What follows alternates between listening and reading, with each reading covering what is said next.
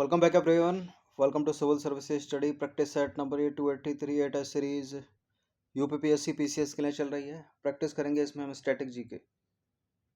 तो चलिए स्टार्ट करते हैं। टेस्ट नंबर 1 से लेकर 283 तक पहुंच सकते हैं, डिस्क्रिप्शन बॉक्स में लिंक है उसका।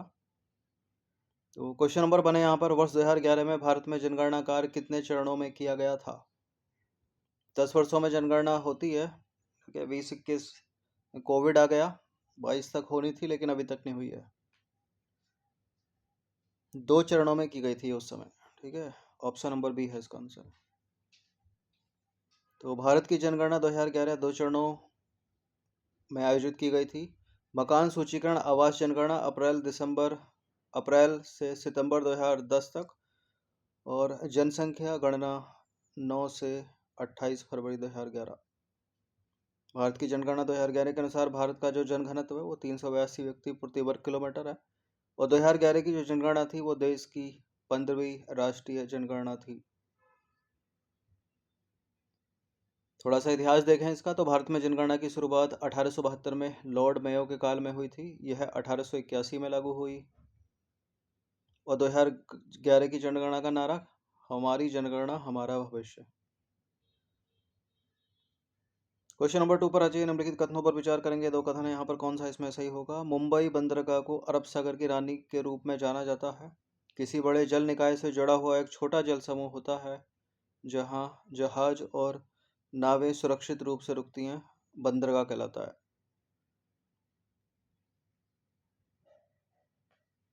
देखिए करेक्ट है दूसरा वाला, अरब सागर की रानी, लेकिन कोच्चि बंदरगाह को कहा जाता है, मुंबई को नहीं। तो गलत है पहला वाला, केवल दूसरा वाला यहाँ पर सही है।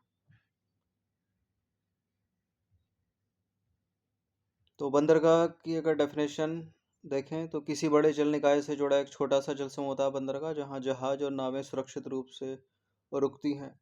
अरब सागर की रानी की बात करें तो कोच्चि बंदरगाह को अरब सागर की रानी के रूप में जाना जाता है, क्योंकि यह महत्वपूर्ण 14वीं शताब्दी से भारत के पश्चिमी तट पर प्रजातियों का एक महत्वपूर्ण व्यापारिक केंद्र था। 1503 में पुर्तगाली साम्राज्य द्वारा कब्जा किया गया इस पर। कोच्चि औपनिवेशिक भारत में यूरोपीय उपनिवेशों में पहला था। करंट सिचुएशन कोच्चि की देखें तो केरल के एर्नाकुलम जिले का हिस्सा है। कोच्चि औपनिवेशिक भारत में यूरोपीय उपनिवेशों में पहला था। 1530 तक पुर्तगालियों की मुख्य सीट बनी रही कोच्चि, और यह केरल की न्यायिक राजधानी कहा जाता है इसको, क्योंकि यह केरल का जो उच्च न्यायालय हाई कोर्ट है वो यही है। क्वेश्चन नंबर 3, राजस्व परिषद उत्तर प्रदेश की स्थापना निम्नलिखित में से किस जिले में की गई थी? 1800 की बात है ये। उत्तर प्रदेश का इलाहाबाद जिला, वर्तमान प्रयागराज, ए है इसका आंसर। 1831 में इलाहाबाद में राजस्व परिषद की स्थापना की गई थी। क्वेश्चन नंबर 4 पर आ जाइए। पूर्व पश्चिम कॉरिडोर डैश जोड़ता है, किसको जोड़ता है पूर्व पश्चिम कॉरिडोर? ठीक है, पूर्व पश्चिम कॉरिडोर की बात हो रही है। उत्तर दक्षिण कॉरिडोर को तो श्रीनगर से तमिलनाडु के कन्याकुमारी को जोड़ता है। पूर्व पश्चिम कॉरिडोर किसको जोड़ता है? इम्फाल को अहमदाबाद से, दीमापुर को वडोदरा से, सिलचर को पोरबंदर से, गुवाहाटी को कांडला बंदरगाह से। असम के सिलचर को ये जोड़ता है गुजरात के पोरबंदर से। तो इसका आंसर हो जाएगा ऑप्शन नंबर सी।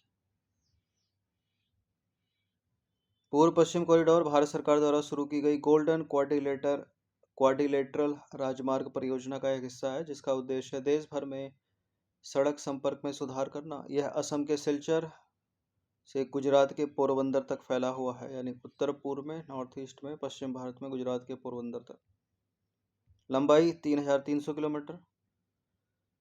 असम, पश्चिम बंगाल, उत्तर प्रदेश, मध्य प्रदेश, राजस्थान, गुजरात जैसे प्रमुख राज्यों से होकर गुजरता है, और यह कॉरिडोर भारत के पूर्वी और पश्चिमी हिस्सों के बीच परिवहन और व्यापार को बेहतर बनाने के लिए महत्वपूर्ण है। उत्तर दक्षिण कॉरिडोर के साथ जो श्रीनगर को कन्याकुमारी से जोड़ता है।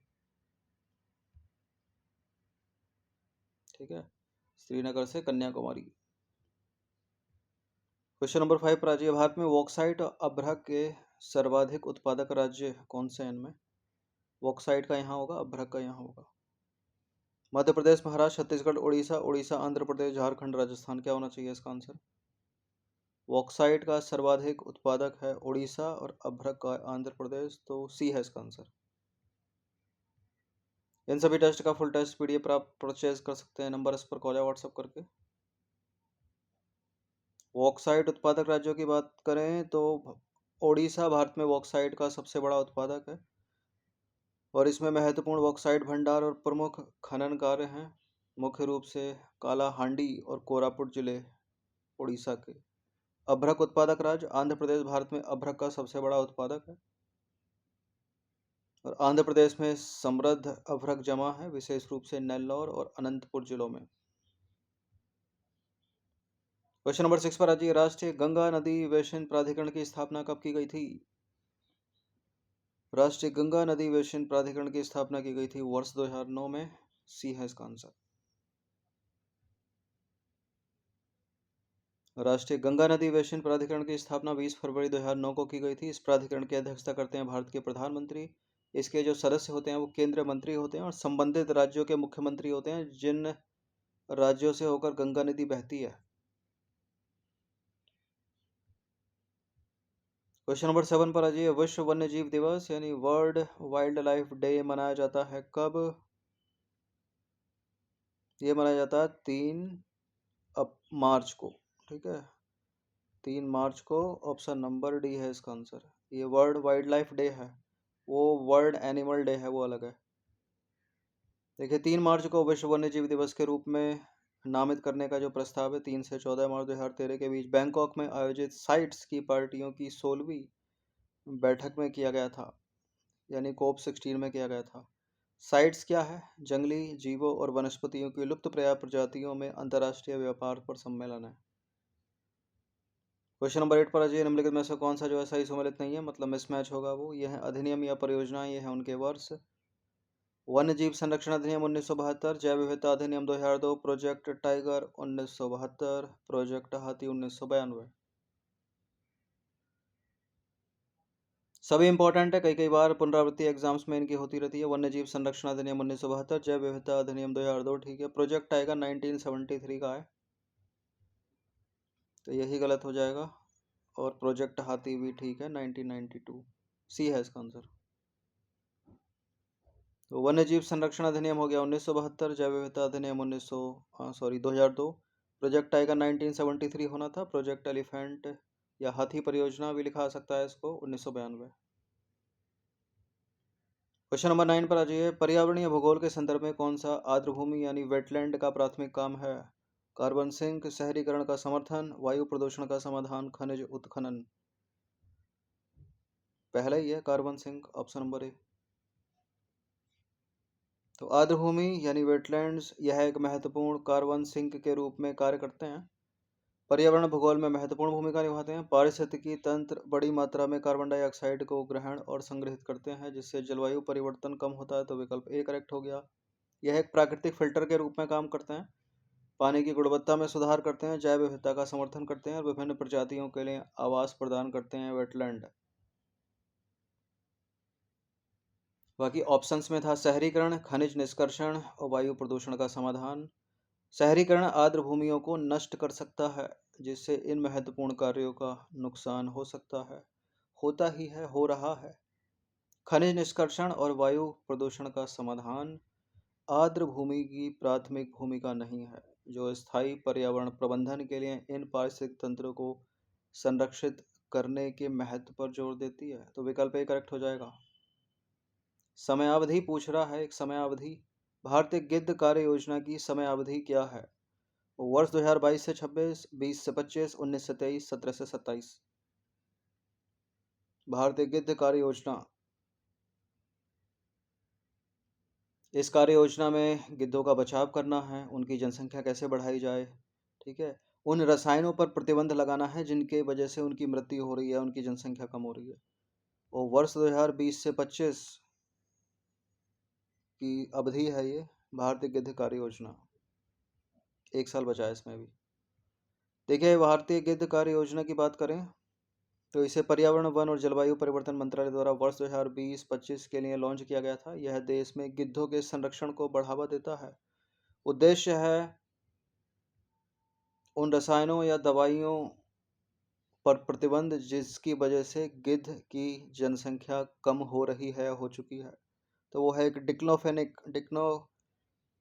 डिक्लोफेनाक या डिक्लोफेनेक का न्यूनतम उपयोग सुनिश्चित करना। ये मवेशियों को दिए जाती हैं दवाइयाँ, ठीक है। अब मवेशी जब मर जाता है तो उसको जब गिद्ध विद्ध खाते हैं ये, तो उनके लिवर, किडनी ये सब खराब हो जाते हैं, उसी की वजह से मरते हैं वो।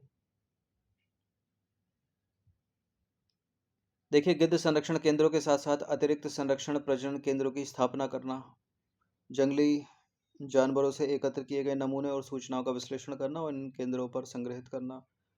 उत्तर भारत में पिंजौर यानी हरियाणा में, मध्य भारत में भोपाल, पूर्वोत्तर भारत में गुवाहाटी और दक्षिण भारत में हैदराबाद जैसे विभिन्न भौगोलिक क्षेत्रों के लिए 4 बचाव केंद्र बनाना, ठीक है। ये उद्देश्य हैं सब इस परियोजना के, और काम हुआ भी है इस पर। क्वेश्चन नंबर 11 पर आ जाइए। वेस्टर्न घाट के बारे में बात करनी है। भारत के पश्चिमी घाट के संदर्भ में निम्नलिखित कथनों में से कौन सा कथन सही है? ये वेस्टर्न घाट है, गुजरात से लेकर नीचे फैला तमिलनाडु तक।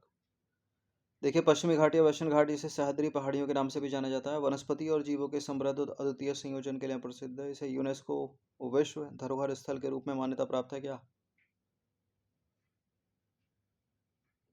क्या वेस्टर्न घाट वर्ल्ड हेरिटेज साइट है? बिल्कुल है, ये करेक्ट है। दोनों के दोनों स्टेटमेंट सी है इसका आंसर। तो पश्चिमी घाट, जिसे सह्याद्री पहाड़ियों के रूप में भी जाना जाता है, वनस्पति और जीवों के अपने समृद्ध अद्वितीय संयोजन के लिए जाना जाता है इनको, तो पहला वाला करेक्ट है। इसे यूनेस्को विश्व धरोहर स्थल यानी यूनेस्को वर्ल्ड हेरिटेज साइट के रूप में मान्यता प्राप्त है, तो दूसरा भी करेक्ट हो गया। यह अपने उच्च स्तर की जैव विविधता यानी बायोडाइवर्सिटी और स्थानिकता के कारण दुनिया में जैव विविधता के 8 हॉटस्पॉट में से एक है। दुनिया के 8 हॉटस्पॉट में से एक। क्वेश्चन नंबर 12 है, निम्नलिखित में से कौन से बंदरगाह भारत के पूर्वी तट पर स्थित हैं? तो ये हो गया भारत का पश्चिमी तट, ये हो गया भारत का पूर्वी तट। यहाँ तमिलनाडु है, इसके बंदरगाह भी पूर्वी तट के ही माने जाएंगे। तमिलनाडु का जैसे कि तूतीकोरिन पूर्वी तट का बंदरगाह, एन्नौर पूर्वी तट का बंदरगाह, पारादीप उड़ीसा में पूर्वी तट का बंदरगाह, वधावन ये महाराष्ट्र में है। ये तो पश्चिमी तट का हो गया। तो जहाँ जहाँ 4 है उसको हटा दीजिए, केवल 1, 2 और 3, इसका आंसर हो जाएगा सी। तो यह है तट, यह है राज्य, यह है बंदरगाह। जैसे कि चेन्नई बंदरगाह तमिलनाडु में पूर्वी तट का हो गया, कोचीन बंदरगाह केरल पश्चिमी तट का हो गया, एन्नौर तमिलनाडु में पूर्वी तट का हो गया, कोलकाता हल्दिया पश्चिम बंगाल में पूर्वी तट का हो गया, कांडला गुजरात में पश्चिमी तट का हो गया, ठीक है। मैंगलोर कर्नाटक में पश्चिमी तट का हो गया, मुरमुगांव गोवा में पश्चिमी तट का हो गया, मुंबई पोर्ट ट्रस्ट ये भी महाराष्ट्र में पश्चिमी तट का हो गया, जवाहरलाल नेहरू पोर्ट महाराष्ट्र में पश्चिमी तट का हो गया, बधावन बंदरगाह भी महाराष्ट्र में पश्चिमी तट का हो गया, पारादीप उड़ीसा में पूर्वी तट का हो गया जो ऑप्शंस में था, तूतीकोरिन तमिलनाडु में पूर्वी तट का हो गया, विशाखापट्टनम आंध्र प्रदेश में पूर्वी तट का हो गया। इंपॉर्टेंट है तालिका, याद रखिए इसको। क्वेश्चन नंबर 13 पर आ जाइए। 13वां प्रश्न है, निम्नलिखित में से कौन सा युग्म नदी और सहायक नदी सही सुमेलित नहीं है? ये राइट साइड में सहायक नदियां हैं, लेफ्ट साइड में है इनकी जो मुख्य नदी है, यानी ये सहायक नदी, ये मुख्य नदी। तो किशन गंगा सहायक नदी है झेलम की, ठीक है। पेन गंगा सहायक नदी है कृष्णा की। देखिए, पेन गंगा सहायक नदी है गोदावरी की, गलत है सी वाला स्टेटमेंट। हसदेव सहायक नदी है महानदी की, मंजीरा सहायक नदी है गोदावरी की, ठीक है। तो यहाँ पर जो इनकरेक्ट है, मिसमैच है, वो है सी। देखिए, गोदावरी की सहायक नदियों की बात करें हम, तो गोदावरी की सहायक नदियाँ कौन कौन सी? पेनगंगा, प्राणहिता, सरवरी, बिंदुसार, मंजीरा, इंद्रावती। कृष्णा की सहायक नदियाँ तुंगभद्रा, घटप्रभा, भीमा, वेदवती, कोयना, वरना, हिंडी, मूसी, दूधगंगा। महानदी की सहायक नदियाँ शिवनाथ, हसदेव, जोंक, मांड, आईवी, ओंगतेल। और झेलम की तो किशन गंगा है, तो ए भी सही है, बी भी सही है, डी भी सही है, सी गलत है।